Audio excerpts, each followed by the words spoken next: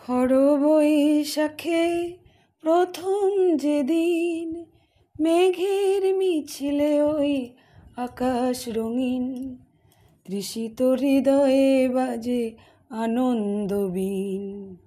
আমি শুনি ঝড়ের পূর্বাভাস, কেউ বলে ফাল্গুন, কেউ বলে পলাশের মাস।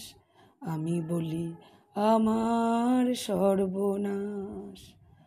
সেই ফাল্গুন মাসের রান্না যদি কেউ জ্যৈষ্ঠ মাসে দেখায় তাহলে কি হয় বলুন?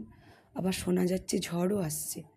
আর এই গরমে শরীর মন আমাদের একটু ঝড় বৃষ্টি চাইছেও।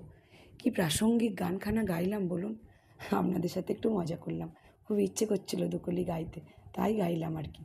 সবাই নিশ্চয়ই ভালো আছেন, সুস্থ আছেন, আমরাও ভালো আছি। ভাস্বতীর আড্ডাখানায় সবাইকে সুস্বাগতম। তবে একথা সত্যি, এটা শীতকালেরই রান্না, আর তখনই সেটা করেছিলাম। ছোলার শাকের রেসিপি। প্রথমেই দেখলেন বিউলির ডালের বড়িগুলোকে একটু ভেজে নিলাম। তারপরে কড়াইয়ে সর্ষের তেল দিয়ে 5 ফোড়ন আর শুকনো লঙ্কা ফোড়ন দিয়ে ধুয়ে কেটে বেছে রাখা ছোলার শাকটা দিয়ে তাতে আদা বাটা, টমেটো, কাঁচা লঙ্কা, হলুদ, নুন, গুঁড়ের গুঁড়ো দিয়ে ঢাকা দিয়ে দিলাম। যখন সিমে করে দিলাম, তারপর যখন বেশ শুকনো শুকনো হয়ে এলো, বড়ির গুঁড়োগুলোকে দিয়ে শুকনো শুকনো করে নামিয়ে নিলেই রেডি। খুব মিষ্টি হয় শাকটা খেতে। সবাই খুব ভালো থাকবেন, সুস্থ।